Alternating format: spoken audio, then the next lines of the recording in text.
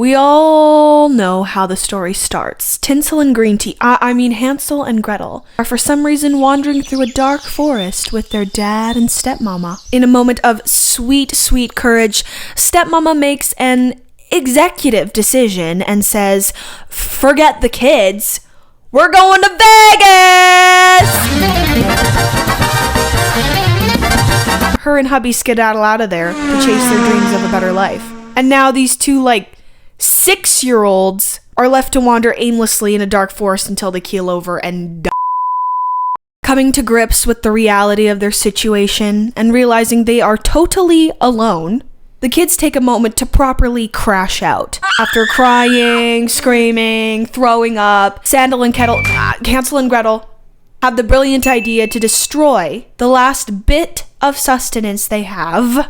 They start ripping off pieces of their bread to leave a trail of crumbs, so they can find their way back home. But this is a stupid plan because naturally birds and other wildlife swoop in and gobble up their DIY trail. Now these kids are completely and irreversibly lost. By some gift of providence or just sheer dumb luck, they stumble upon a mysterious cabin in the woods. Instead of just, having common sense and maybe thinking it's a little sus, no, they throw all caution and every stranger danger PSA they've ever heard to the wind. They venture forth. And it's not just a regular cabin.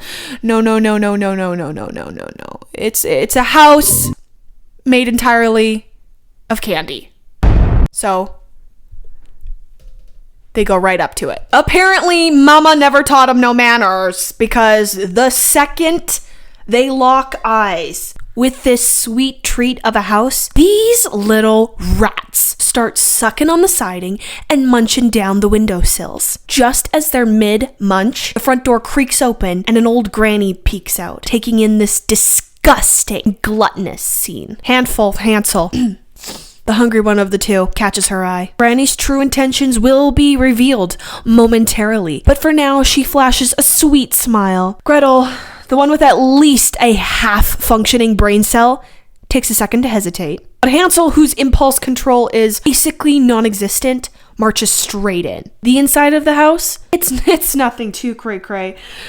Just a modest table, a window with a forest view, and a massive, red-hot, flaming oven pulsing ominously in the corner! Still too dense to notice any red flags, Hansel accepts disgusting amounts of food that Granny force feeds him, while Gretel is handed a broom and told to make herself useful.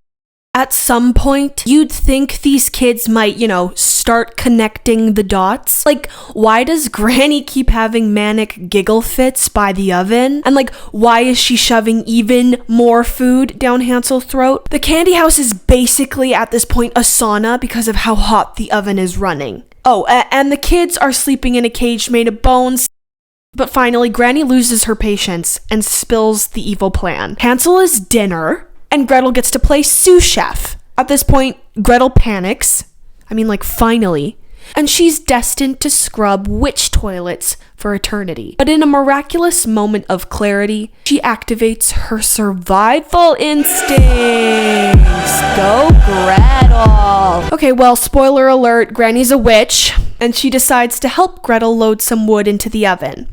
Because apparently Gretel is, channeling her inner damsel in distress and plays dumb. Oh no, Granny! I don't know how ovens work! Granny leans into the oven to demonstrate, and BAM! Gretel shoves her in and slams the door shut. The witch screams bloody murder, and Gretel probably earns herself a lifetime of trauma. Moral of the story, never turn your back on a kid. With Granny roasting to a crisp, the kids raid her candy stash, loot her treasure chest, and hightail it out of there. Somehow they stumble their way back to their old house like nothing ever happened. And who's waiting for them? None other than dear old Daddy. He just sat his butt on the couch. Oh, and stepmama, probably still in Vegas. Everyone pretends the whole abandoning your children in the forest to die thing never happened. And that is how two dim-witted children with sugar addictions stumble into wealth and narrowly avoid death and live